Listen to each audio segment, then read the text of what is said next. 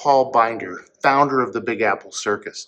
You had so many famous people come to see the show, everyone from Dustin Hoffman to Tom Cruise. But tell me about that cold December morning when you were walking across the plaza at Lincoln Center. Yeah, well, I looked and there was a bearded fellow walking my way, and I know this guy. I said, it's Jerome Robbins. So he walked right up to me and said, Paul, are you going to have a flying trapeze in the show this year? I said, oh, yeah, the flying gown is the same as last year.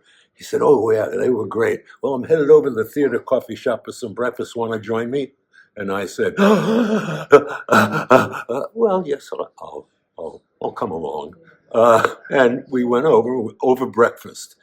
He said to me, do you get funding from the New York State Council on the Arts? And I said, well, actually, no.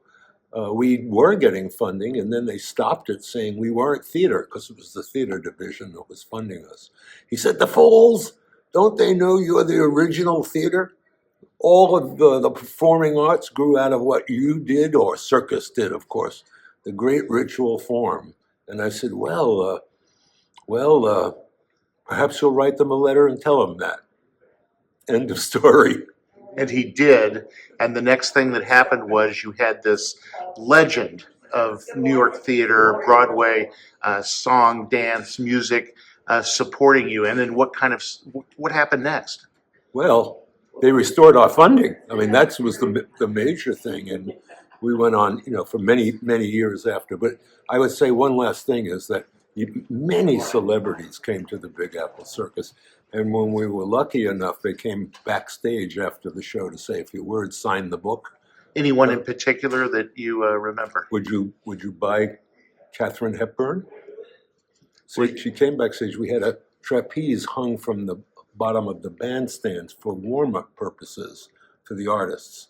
And she came back and she pointed to her and says, I used to do that, Now I can hardly walk. And her press agent or whoever got the tickets told us no photographs. You can imagine why. She was not a young woman at that point. I'm sure she didn't want to be known as the old lady that she was. Anyway, we were standing there talking and some fool took a photograph, and within a moment, a flash, she just turned around and walked out. That's the end of that story.